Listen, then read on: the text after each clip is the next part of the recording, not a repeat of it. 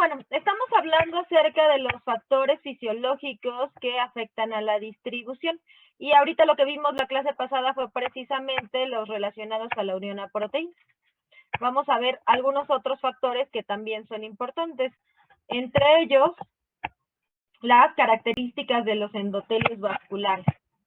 ¿Qué es esto de las características de los endotelios vasculares? Como platicamos, la forma en la que los xenobióticos viajan es a través del agua, ¿no? Del agua contenida en los diferentes compartimentos, entre ellos el agua plasmática. Por lo tanto, nos tendríamos que imaginar que el xenobiótico tiene que tener la capacidad de ingresar a los vasos sanguíneos, ¿no? Para poder viajar a través de la sangre. Entonces, los diferentes tipos de vasos, dependiendo del calibre y de la zona en la que se encuentren, contienen o presentan características distintas en cuanto a su endotelio. Y eso es precisamente lo que pudiera favorecer que ingresaran o no más fácilmente a los vasos o su sangre hacia las células. Entonces, el endotelio es esta capa que recubre, ¿no? Las células endoteliales son esas capas que recubre a la parte interna del vaso sanguíneo y la que está pues en contacto directo con la sangre. Fíjense, pesa más o menos 2 kilos y ocupa una superficie de 1500 metros cuadrados. O sea, ¿por qué? Porque estamos hablando que todos los vasos que irrigan a nuestro cuerpo tienen un endotelio característico. Regula el tránsito de 7.200 litros diarios de sangre, 7.200 litros de sangre, permitiendo la salida de 0.05% de líquidos hacia los tejidos vecinos. Pues este endotelio es el que regula, ¿no? Qué va a salir y qué no va a salir, ¿no? De los vasos. Es responsable de la circulación del torrente sanguíneo, la fluidez de la sangre, el tono vascular y también sirve como mecanismo de defensa de nuestro cuerpo. Denme un segundo.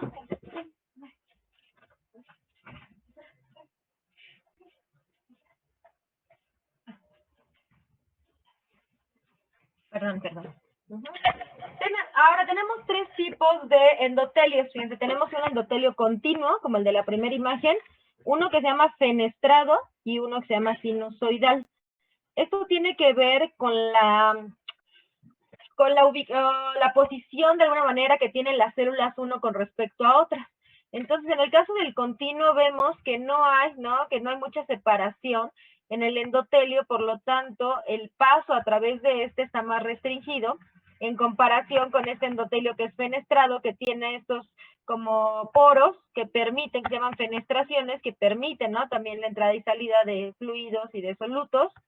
Y finalmente tenemos el sinusoidal, el que tiene una mayor discontinuidad entre las células. Y que pues obviamente es el que más permite el paso a través de este. Vane, no les he dado el link de asistencia, ¿vale? Ahorita se los busco porque se me pasó por completo, ¿ok? Pero no te preocupes, ¿ok? Ahorita checo quiénes están. Profesora, sí. ¿Cree que pueda repetir lo de sinusoidal? Es que no alcanzo a escuchar. Sí. El sinusoidal es un endotelio que tiene que está discontinuo, o sea que tiene estos espacios entre las células que permiten una mayor salida y entrada de líquido. Este sería como el que permite más acceso, el más permeable. El continuo sería el menos permeable porque tiene a las células más unidas, más estrechamente unidas. Gracias. De nada. Profesora, ¿y esos tipos de endotelios representan a lo mejor también algún estado mal de salud? O bueno, no sé, yo supongo que quizá el sinusoidal es para alguien más enfermo o realmente todos los tenemos. Todos los tenemos, más bien depende de la ubicación, de la ubicación por las necesidades que haya de transporte, ¿no? Hacia la célula y pues también por la irrigación sanguínea, que se requiera. Entonces, por ejemplo, a nivel del cerebro, pues necesitamos un poco más de restricción, ¿no? A través de los capilares. ¿Por qué? Porque necesitamos que no cualquier sustancia pueda atravesarla y llegar a cerebro. Entonces, ahí necesitaríamos, pues, endotelios más continuos, ¿no? Que eviten más el paso o la entrada de fluidos. Ok, gracias. Acuérdate que también les decía que el endotelio determina la fluidez de la sangre, incluso a veces la viscosidad ¿no? Y la presión incluso con la que puede viajar debido a estas, ¿no? Estas aperturas. Otro de los factores fisiológicos que, bueno, también se relaciona es el flujo sanguíneo regional. ¿Esto qué significa? Cada órgano de nuestro cuerpo tiene una función distinta, por lo tanto requiere un aporte distinto de sangre. Hay órganos que necesitan una mayor cantidad de sangre, como por ejemplo el cerebro, el corazón, los riñones y el hígado. Por lo tanto, existe más probabilidad de que el genobiótico llegue a estos órganos. Obviamente vamos a ver ahorita más adelante que también hay barreras en algunos de estos órganos para que no puedan entrar tan fácilmente, pero pensando solamente en el flujo sanguíneo que está llegando a estos órganos, pues podríamos pensar que es más probable que los alcance, ¿no? El genobiótico. Este flujo sanguíneo que, bueno, aparece aquí en esta tablita, viene en porcentaje y también viene en cuántos mililitros por minuto se alcanzan. Por ejemplo, al cerebro llegan 700 mililitros de sangre por minuto, ¿no? Al hígado 1350 mililitros de sangre por minuto. Tenemos otras zonas, por ejemplo, el hueso que llega a menos, ¿no? 250 mililitros, la piel 300 mililitros. O sea, realmente la distribución a estas zonas es menor en comparación a estos órganos como riñones, hígado, cerebro, que necesitan, ¿no? Que esté llegando una gran cantidad de sangre. Y bueno, también es importante recordar que estos flujos sanguíneos se modifican de acuerdo a la actividad física. Entonces, cuando estamos, por ejemplo, haciendo ejercicio, pues se incrementan los niveles de sangre hacia el corazón, ¿no? Hacia los riñones, hacia el músculo. Por lo tanto, la distribución de un genobiótico pudiera cambiar en comparación a una persona que se encuentra en reposo. A una persona en reposo normalmente, pues, por ejemplo, si acabamos de comer, tenemos una mayor irrigación sanguínea hacia el tracto gastrointestinal para la digestión, ¿no? Por ejemplo. Por eso es que cuando nos enfermamos nos recomiendan reposo. Les recomiendan reposo y además, por ejemplo, ahorita que dices nos recomiendan, por ejemplo, mamá, cuando fuimos a la playa, ¿no? A la alberca y acabamos de comer y nos dicen, no te metas a la alberca porque te va a hacer daño, ¿no? Y a lo mejor no entendemos esto, pero es precisamente porque todo ese flujo sanguíneo se va a otros, ¿no? A otros órganos. Cuando dormimos, no está en el tracto gastrointestinal. En teoría ya tuvimos que haber hecho la digestión. ¿Por qué nos da sueño después de comer? Porque toda el flujo sanguíneo, ¿no? Bueno, no todo, porque no pueden quedarse sin sangre los órganos, pero un gran porcentaje se dirige hacia el tracto gastrointestinal para la digestión. Por eso nos sentimos así como más decaídos, ¿no? Como más, yo le digo es el post-food, ¿no? Pero el mal del puerco, ¿no? Como comúnmente se conoce.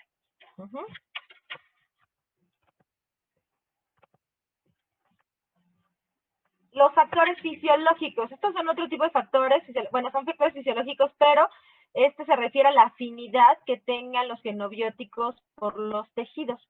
Entonces ya vimos que esta distribución depende de la liposolubilidad, del tamaño, del flujo sanguíneo, pero también es importante considerar que algunos genobióticos son más afines a un tejido que a otro por sus propias características. Entonces, como les decía, puede ser que el genobiótico llegue al vaso, pero que pues él no se afina a ese tejido y entonces pueden estar en el vaso o incluso ni siquiera ingresar, y seguir distribuyéndose. Entonces, ¿cuáles son algunos tejidos o órganos en los que los genobióticos comúnmente se acumulan? Uno de ellos ya lo hemos comentado y es el tejido adiposo. ¿No? En el tejido adiposo se acumulan genobióticos que son altamente liposolubles. Entonces, estos genobióticos altamente liposolubles se van directamente al tejido adiposo y pues se pueden quedar acumulados en esa zona. A pesar de que hay una baja vascularización, ¿no? Al tejido adiposo, pues por sus características pueden ingresar. ¿Cuál es la desventaja si lo quisiéramos ver así de que suceda esto? Pues que en sangre no podemos encontrar al genobiótico, pero sí lo vamos a tener acumulado en el tejido. Por lo tanto, en algún momento ese genobiótico puede salir del tejido, llegar nuevamente a la sangre y entonces podemos observar una respuesta tóxica. Entonces aquí también sería como una especie de reserva, ahí lo vamos a tener acumulado y por mucho tiempo, hay algunos xenobióticos que por mucho tiempo o jamás incluso se eliminan. Es importante saber que este tejido adiposo pues se modifica primero de acuerdo al sexo. Normalmente las mujeres tendemos a tener una mayor cantidad de tejido adiposo que los hombres por las funciones de nuestro cuerpo, pero también a lo largo de la vida se va modificando el porcentaje de tejido adiposo con respecto al porcentaje de agua. Y entonces vemos que, por ejemplo, de grasa corporal, vean, los prematuros tienen aproximadamente el 3%, los neonatos el 12%, los niños mayores a 1 año un 30% y los adultos más o menos el 18% de grasa corporal. Vemos que en relación al tamaño, al agua, ¿no?, a los líquidos corporales, los niños serían los que mayor porcentaje de grasa corporal presentan. Aquí tendríamos que pensar qué pasaría con una persona obesa, ¿no? Una persona con obesidad, pues tiende a acumular gran cantidad de xenobióticos liposolubles, precisamente por estas cantidades de tejido adiposo. Cuando esta persona empieza a utilizar ese tejido adiposo, o a lo mejor baja de peso, empieza a hacer ejercicio, pues todo lo que tenía acumulado en el tejido puede salir a sangre y puede, puede haber, ¿no?, algún evento de toxicidad dependiendo de la cantidad que se esté liberando, ¿no?, del tejido. Obviamente los xenobióticos que se acumulen en algún tejido, chicos, tienen volúmenes de distribución más altos. ¿Se acuerdan que vimos que lo máximo de agua son 42 litros? Pero para una persona de 70 kilos. Pero si nosotros vemos que el volumen de distribución es mayor a esos 42 litros, entonces tenemos que suponer que el xenobiótico se está acumulando en algún tejido.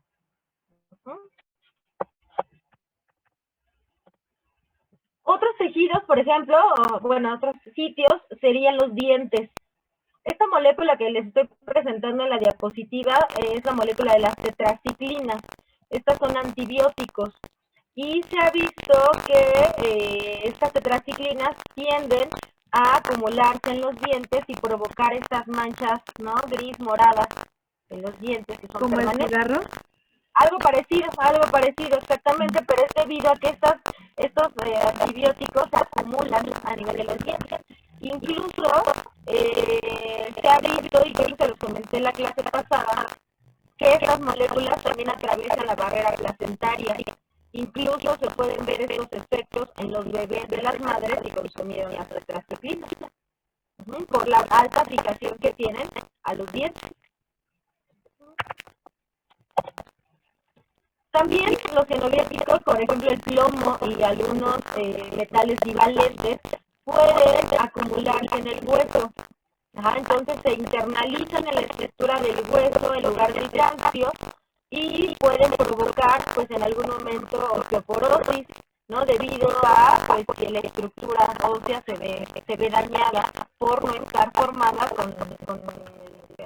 con calcio, ¿no?, sino con alguno de los metales que se están internalizando, ¿no? Se puede presentar osteoporosis, fracturas, traumatismos, incluso inmovilidad por la presencia de estos xenobióticos, ¿no?, en el tejido óseo. ¿Qué moléculas, no, se pueden unir al tejido óseo? Por ejemplo, aquellas que representan o constituyen a componentes fisiológicos del hueso, como les comento, el plomo, el aluminio y el mercurio, ¿no? Este es uno de sus mecanismos de toxicidad. También algunos elementos alcalinotérreos y otros elementos que forman cationes y que tienen un diámetro iónico similar al del calcio. Entonces estos se intercambian por el calcio para colocarse en la estructura ósea. Y también pueden absorberse algunos microcoloides. En el caso del estroncio radioactivo que les estoy poniendo aquí, también, ¿no?, es un elemento que puede acumularse en el hueso. Esto es algo parecido, aunque estamos hablando de xenobióticos, pero algo parecido a las radiografías. No sé si han escuchado que cada vez que nos hacen una radiografía, pues obviamente nosotros almacenamos parte de esas radiaciones, dependiendo del tipo de radiografía que nos estén haciendo. ¿no? Sobre todo las tomografías, ¿no? Porque, por ejemplo, a mi sobrina le tomaron una tomografía cuando tenía 1 año y pues como estaba muy pequeña se espantaba y se movía mucho y el doctor sí era así como que tienes que tratarla bien porque si le damos más, o sea, más radiación, pues es después contraproducente para ella cuando vaya creciendo. Así es, ¿no? Incluso habrán visto si les han hecho radiografías que las personas utilizan unos chalecos especiales, ¿no? Para tratar de evitar un poco la radiación, no puede haber una persona ahí. Y eso es acumulativo, o sea, acumulativo dependiendo del tipo de radiografía a lo largo de nuestra vida por esa exposición, ¿no? Entonces lo mismo está sucediendo pues con algunos otros tipos de genobióticos. Y así como dice Patti, las tomografías son de las que más radiaciones podemos de alguna manera absorber por la ubicación, ¿no? Que normalmente es en todo el cuerpo, ¿no? En donde está llegando esta radiación. Me parece, no recuerdo bien, lo voy a buscar porque hay tablas que nos dicen cuánto obtenemos de cada radiografía, pero por ejemplo las que son como para un esguince, un pie nada más, un brazo, pues serían las que menos, ¿no? Las que menos radiación nos dejarían como residuo. Los pulmones. Los pulmones también son otros órganos que pueden acumular genobióticos.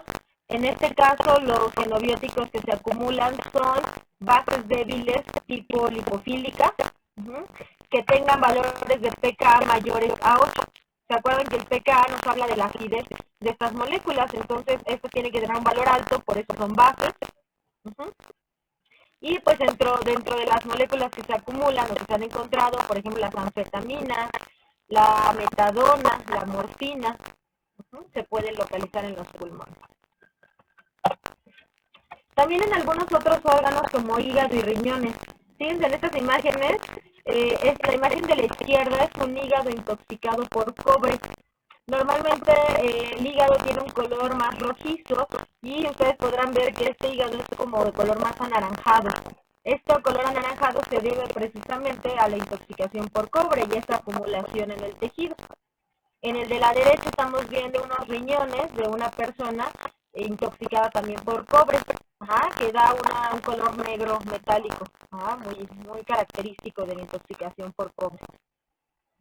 También los riñones normalmente tienen este color rojizo, pero pues vean, aquí son completamente negros. Profesora, ¿puede regresar tantito a la diapositiva pasada, por favor? Ahí está, ¿no? Gracias. De nada, por mí.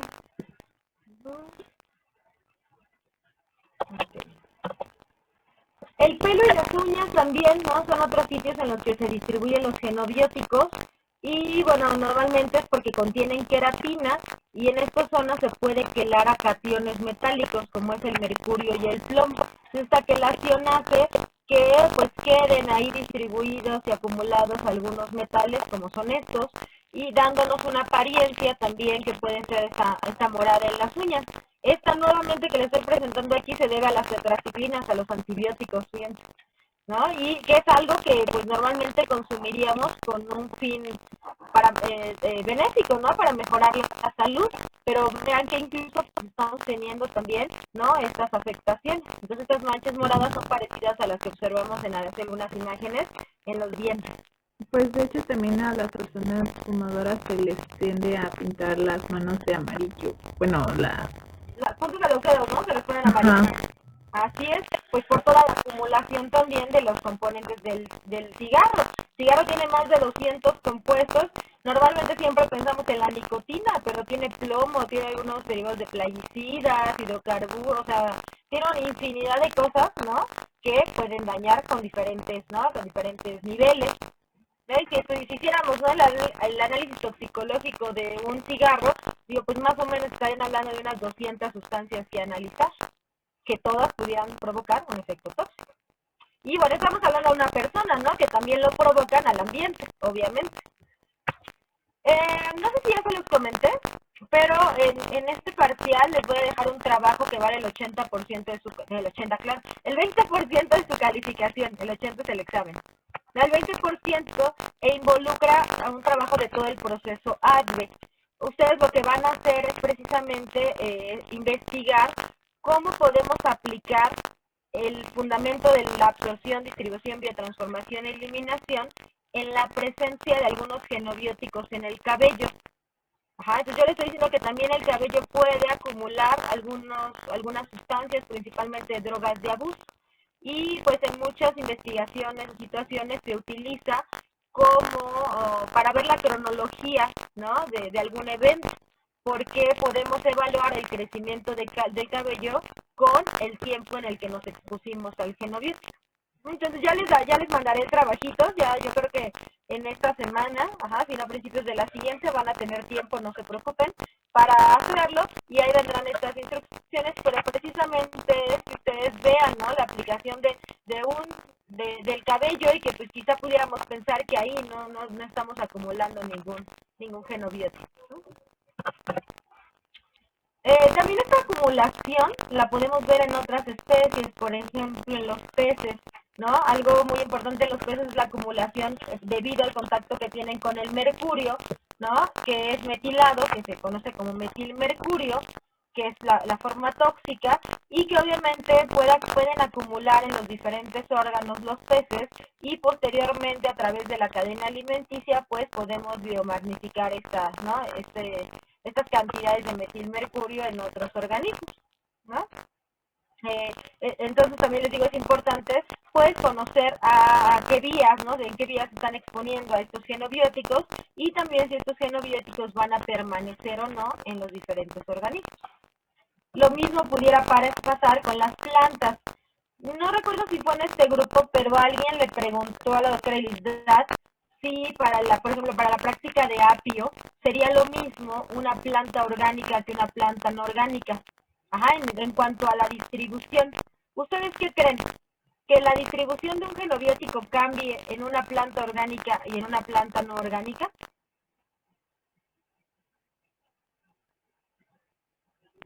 Pues sí, ¿no? ¿Cuál es la diferencia? ¿Por qué existen los alimentos o las plantas orgánicas, no? ¿Por qué? Porque están libres de las toxinas, ¿De qué toxinas? por ejemplo, de plaguicidas, herbicidas. ¿Pero esos son toxinas o son qué?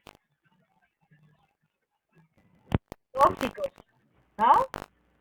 Toxinas son diferentes. Toxinas normalmente son más de origen animal, ¿no? Tal, como la toxina botulínica o de bacterias, ¿no?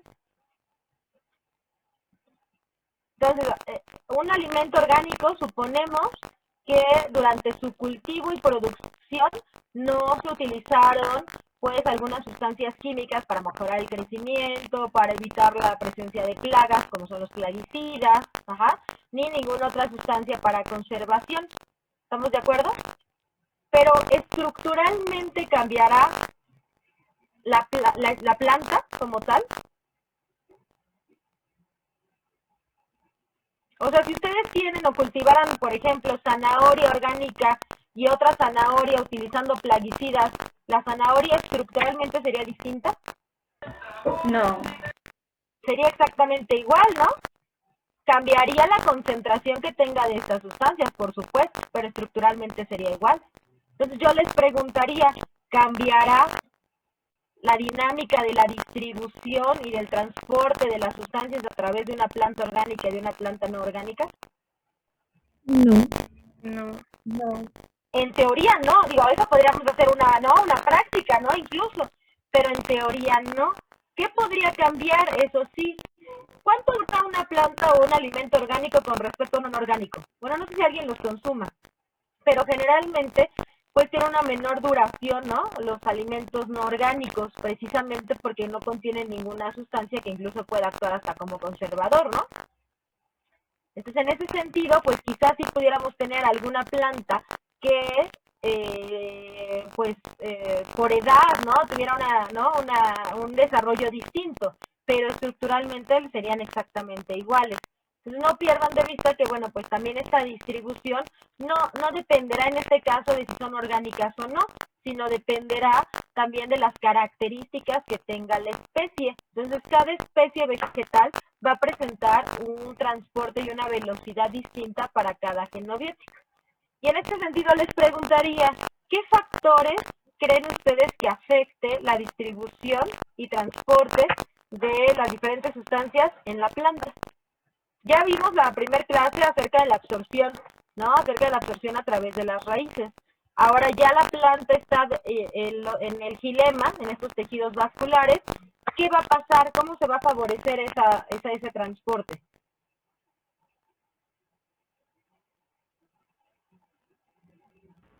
Por capilaridad. ¿Ok? ¿Cómo favorecemos la capilaridad, Juan Carlos? Con hidratación. Con la hidratación, entonces va a ser muy importante la hidratación de la planta. ¿Qué más?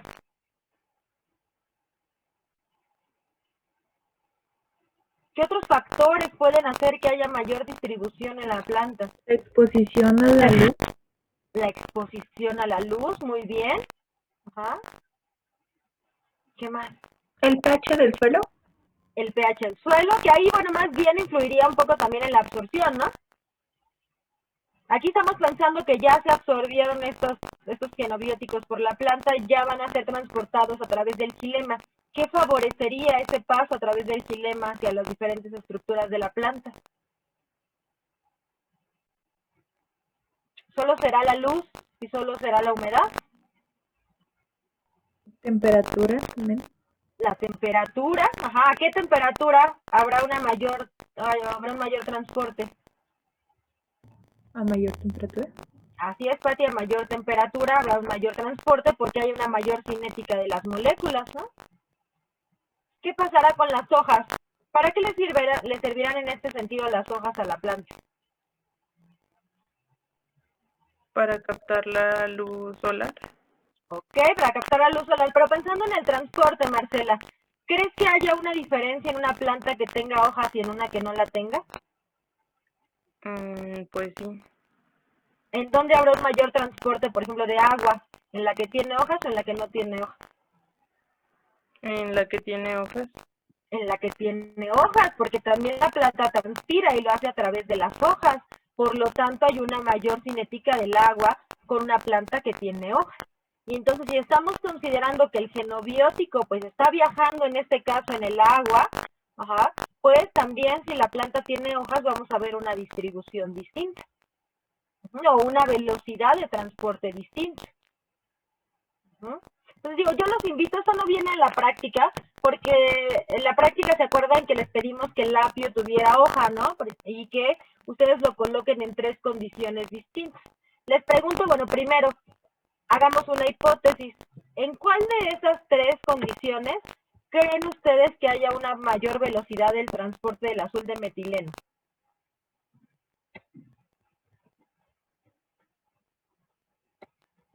En la que no está en el refri. O la de temperatura ambiente, ajá, ¿y qué más? Y la que no es, la que está expuesta a la luz solar, ¿no?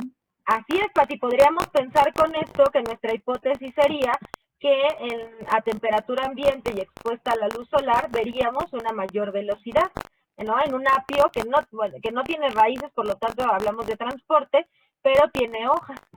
¿Pasaría lo mismo si el apio no tiene hojas? Entonces, les digo, esto no viene en el manual, pero yo los invito, si lo pueden hacer, en ese frasco nada más, ¿no? En ese frasquito, bueno, en las mismas condiciones de luz, ¿no? De luz y de temperatura, coloquen en otro bote uno, si quieren, o 2 pedacitos de apio sin hojas y vean si sucede lo mismo. O sea, si la velocidad es exactamente la misma. Y me cuentan, o lo ponen en su reporte, ¿no? Que hicieron eso como extra y me cuentan si pasó lo mismo cuando tenía hojas o no tenía hojas.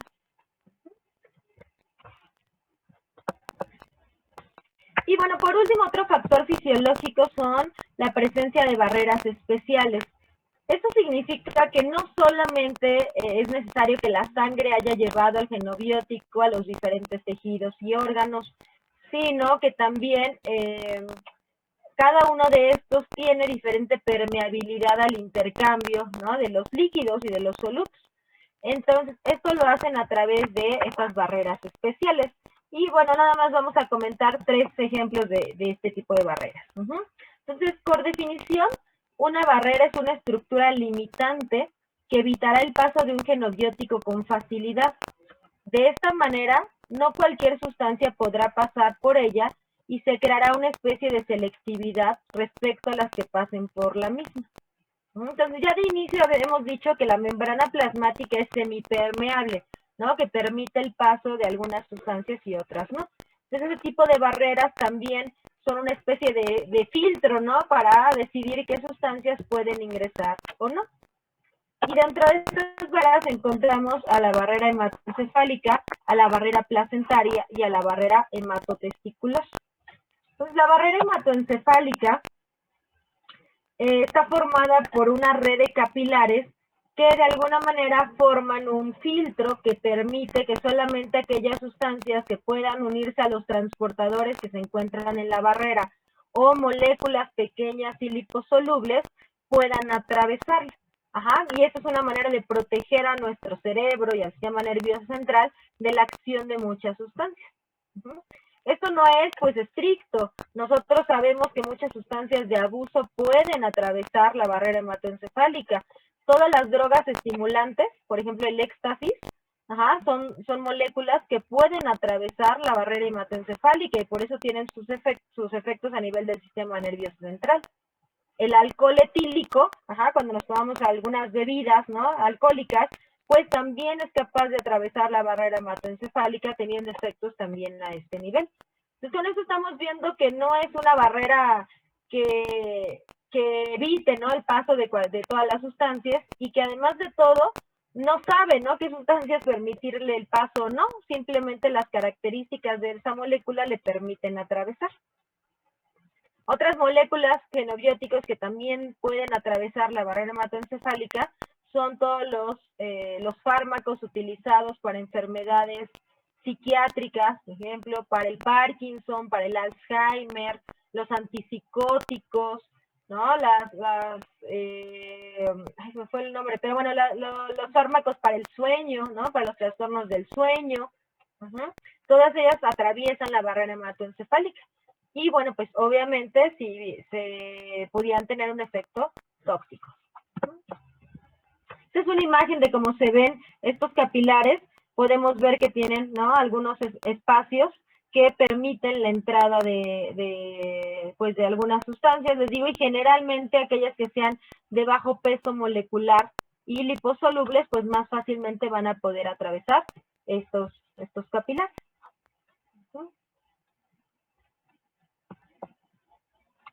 Se ha visto que existen solamente dos mecanismos por los cuales las moléculas son capaces de atravesar esta barrera. La primera es haciendo uso de transportadores que se encuentran precisamente en estos capilares. Entonces, ahorita vamos a ver que también hay transportadores de flujo, de influjo, como ya los vimos anteriormente, y estas moléculas pues son las encargadas de regular qué tipo de sustancias ingresan y qué sustancias deben ser expulsadas de las células. Y la otra forma para ingresar es a través de difusión simple mediante el líquido cefalorraquídeo. Entonces también algunas sustancias que puedan solubilizarse van a poder ingresar fácilmente hacia el cerebro. Entonces es una barrera que evita, ¿no? O sea, en su mayoría la entrada, pero pues no al 100%. En esta imagen vemos precisamente esto que les comento. Aquí tendríamos, por ejemplo, el cerebro, tenemos un endotelio capilar, la sangre y tenemos la otra porción del endotelio capilar en el que estamos viendo que hay transportadores como la glicoproteína P, que ya vimos que es una de las más importantes bombas ¿de qué? ¿De flujo o de influjo? Eso venía en el Kahoot. ¿De qué es la glicoproteína P? ¿De flujo o de influjo? Flujo. ¿Cuál, Pati? ¿No te escuché? ¿Flujo? Pero de influjo, o sea, hacia adentro de la célula, o de flujo hacia afuera. Flujo. Es que nada más escucho flujo. A ver, digan mejor, ¿hacia adentro o hacia afuera? Afuera. Hacia afuera, muy bien, hacia afuera. Entonces ayuda a que las sustancias que no deban entrar a las células, las saca de las células, es de flujo. Así es.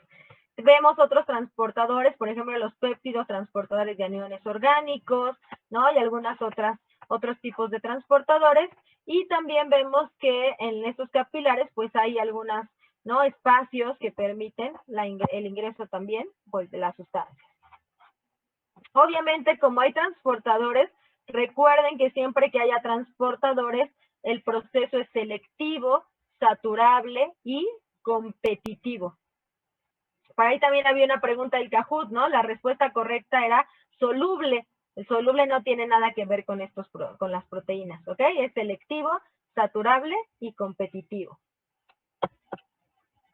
La otra barrera que ya hemos comentado un poco es acerca de la barrera placentaria.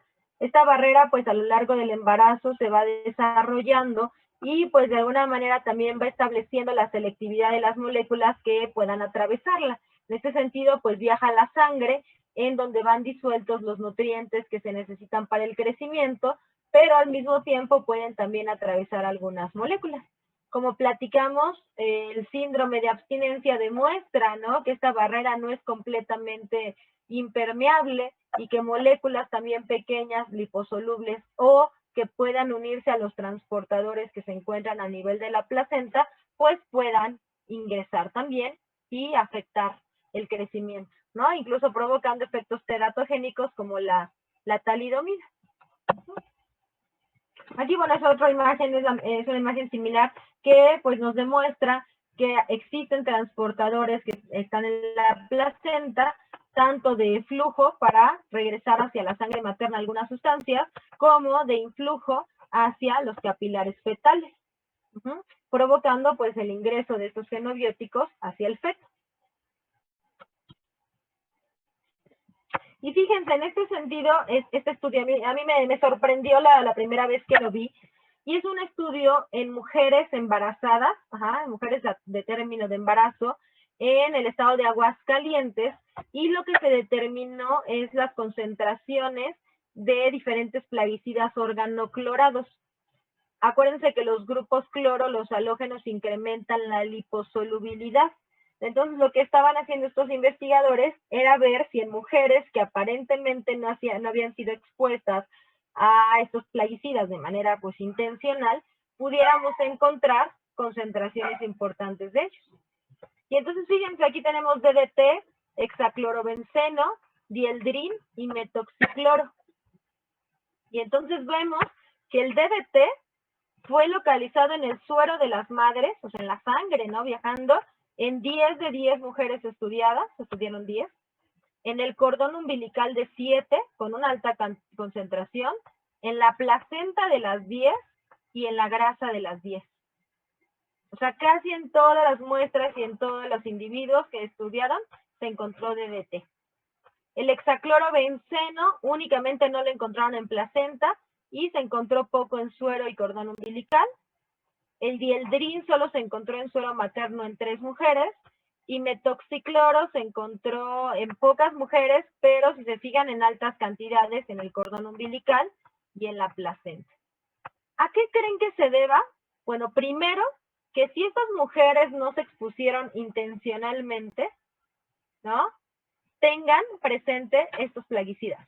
¿De dónde pudieron haberse expuesto? Alimentos. Agua. Del alimento, del agua, del ambiente, ¿no?, en general.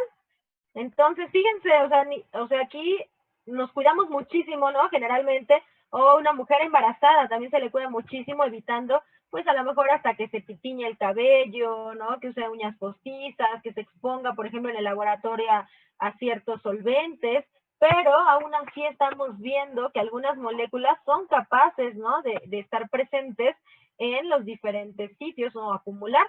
Incluso, ¿quién nos dice que esas madres antes del embarazo no tenían acumulado, por ejemplo, DDT en tejido adiposo y que posteriormente ese DDT fuera distribuido hacia el cordón umbilical y a la placenta?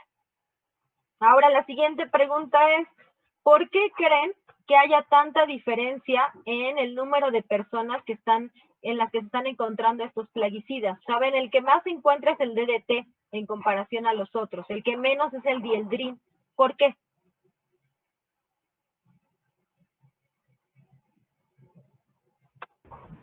Estos sí los podríamos estar desechando, bueno, el cuerpo sí los estaría eliminando. A lo mejor los acumulamos menos, ¿no, Jesús? Estos, y el DDT se acumula más. podría Ajá. ser. ¿Por qué pasaría eso? ¿Por qué el DDT se acumula más? Que a lo mejor se ingieren en mayores cantidades. Una puede ser la concentración, ¿no? A la que nos estamos exponiendo. Muy bien. De lugar o más alimentos lo tienen. Ok, a lo mejor el uso pudiera utilizarse quizá más. Ajá. La capacidad que tiene para unirse con las proteínas. Ok, se une mucho a proteínas, tienes toda la razón. ¿Por qué se une mucho a proteínas, Jesús?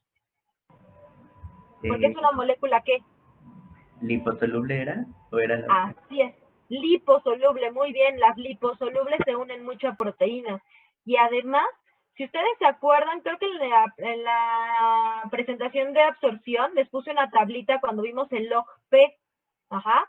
El DDT tiene un log P muy elevado, como de 5.63 más o menos, lo que la hace muy liposoluble y muy afín también a tejido adiposo. Posiblemente, si buscáramos, ¿no?, las características de estos plaguicidas, quizá el dieldrin sería el menos liposoluble y por eso lo vemos también acumulado en menor proporción, aunque sí esté presente. O podemos ver incluso que no tiene afinidad por la placenta, a lo mejor, porque lo estamos viendo en algunos sueros maternos, pero en la placenta no. Mientras que el DDT y el metoxicloro, porque son más liposolubles, sí pueden acceder a la placenta y atravesar la barrera placentaria. Entonces, lo que quiero que vean con esto es que todos estos factores, también la absorción, el tiempo de exposición, la concentración, pues son de factores delimitantes también para pues los efectos que podemos observar. Y que como se los he dicho desde la primera clase que estamos tomando juntos, pues no podemos solamente pensar en un factor cuando estamos hablando de un organismo vivo, ya sea animales, ¿no?, plantas o el humano, ¿no? Siempre tenemos que pensar en todos los posibles factores ambientales propios del individuo, de la absorción, de la exposición, que van a tener un efecto. Y finalmente, pues la barrera hematotesticular, ¿no? Esta barrera, pues también se encuentra de alguna forma protegiendo la entrada de algunas sustancias a los testículos. Ya por ahí vimos que el grosor, ¿no?, de la piel, pues no favorece mucho el que las sustancias puedan ingresar, ¿no? O sea, ya que lo pueden hacer fácilmente. Por lo tanto, pues debe de existir algún tipo de barrera que esté delimitando pues el acceso. Y en este caso, pues ahí es donde entra la barrera hematotesticular, que al igual que la placentaria y la hematoencefálica, pues tiene la función de seleccionar de alguna forma qué moléculas van a poder ingresar y cuáles no.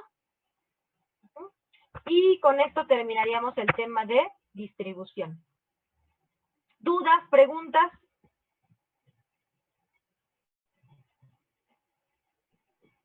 ¿Comentarios?